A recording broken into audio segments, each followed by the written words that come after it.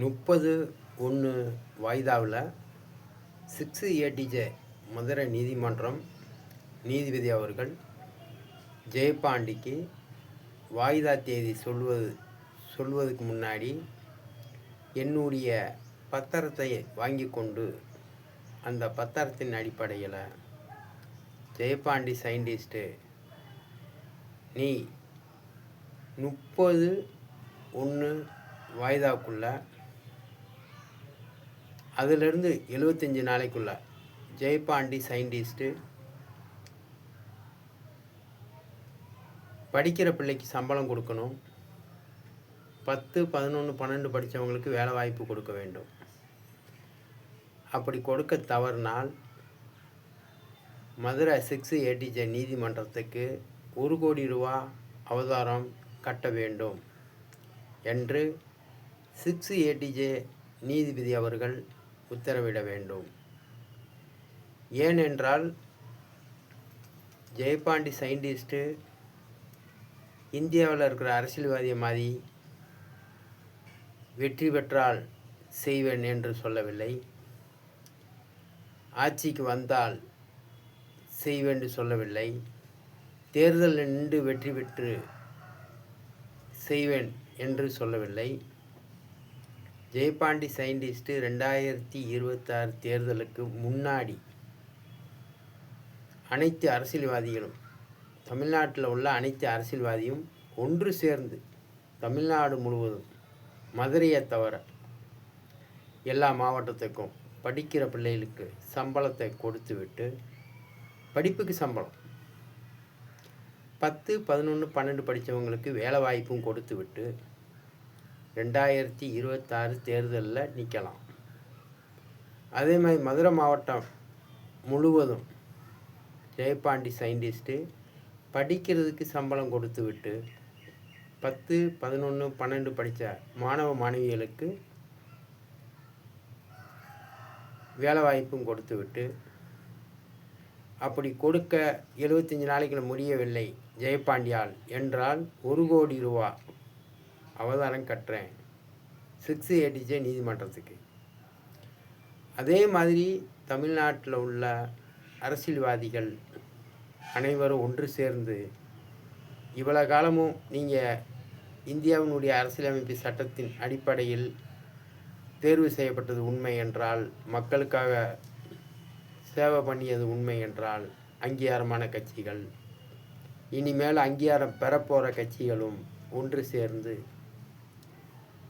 தமிழ்நாடு உள்ள அனைத்து மாவட்டத்திலையும் மதுரையை தவிர, ஏன்னா மதுரையில் முழுவதும் ஜெயபாண்டி நான் கொடுக்குறேன், அதனால் மதுரையை தவிர மற்ற எல்லா மாவட்டத்துக்கும் அனைத்து அரசியல்வாதியும் ஒன்று சேர்ந்து படிக்கிற பிள்ளைகளுக்கு சம்பளம்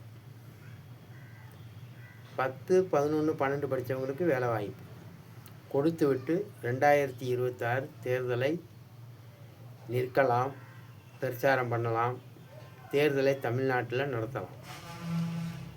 இதை தேர்தலுக்கு முன்னாடி நீங்கள் அதெல்லாம் நிறைவேற்ற முடியவில்லை என்றால் நீங்கள் தேர்தல் நடத்தக்கூடாது. தேர்தல் அதிகாரிகளும் இந்த வீடியோ மூலமாக கருத்து பதிவு பண்ணியிருக்கிறேன். ஏனென்றால் 6ATJ நீதிமன்றம், CPI நீதிமன்றம், ஜெயம் 1 நீதிமன்றம், ஜெயம் 2 நீதிமன்றம்,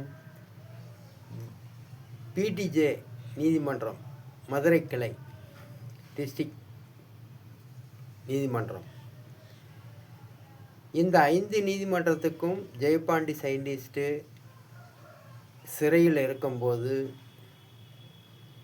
இந்த வேலைவாய்ப்பு விஷயங்களை எழுத்துப்பூர்வமாக CBI கோர்ட்டில் கொடுத்துருக்கிறேன்.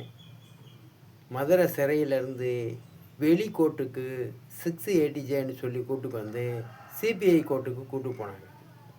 அந்த CPI கோர்ட் நீதிபதியிடம் 3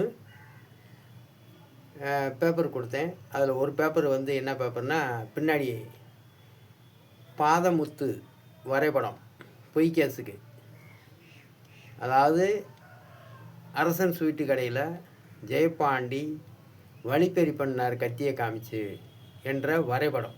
அதுக்கு பின்னாடி எம்டிஆர் இருக்கும்ல எழுதாமல், அதில் நான் எழுதியிருக்கேன். அதே இது அந்த எனக்கு ஜெயன் 2 கொடுத்த குற்றப்பத்திரிக்கையில் 2வது பேப்பர்லேயும் எழுதியிருக்கேன், 3வது பேப்பர்லேயும் எழுதியிருக்கேன். அதில் என்ன சொல்லி எழுதியிருக்கேன்?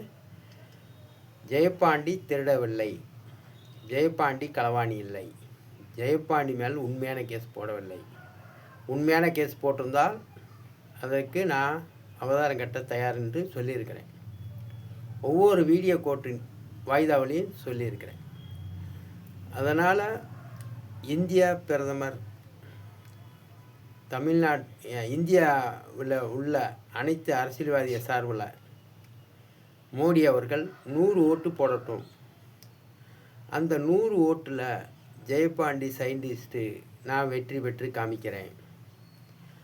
அப்போ அனைத்து அரசியல்வாதிய சார்பில் 2026 வருஷத்தில் தேர்தல் நடத்துறதுக்கு முன்னாடி இவிஎம் மிஷின் நேரடி ஒளிபரப்பு வேண்டும்.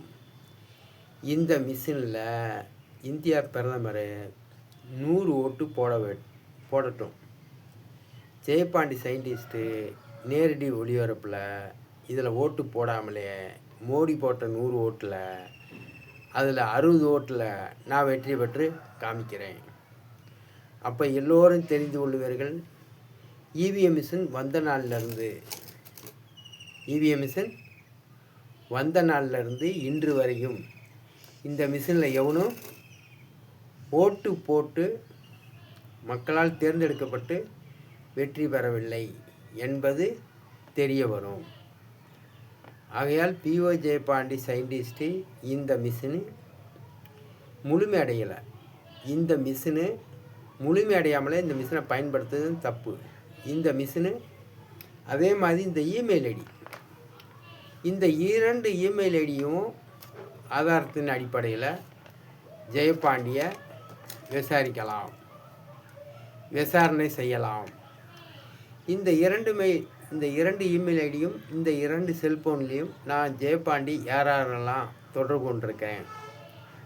தருமபுரியில் இருக்கும்போது என் செல்ஃபோனை பறிமுதல் பண்ணியிருக்காங்க. அதே மாதிரி மேலே இருக்கிற செல்ஃபோன் மதுரையில் பறிமுதல் பண்ணது.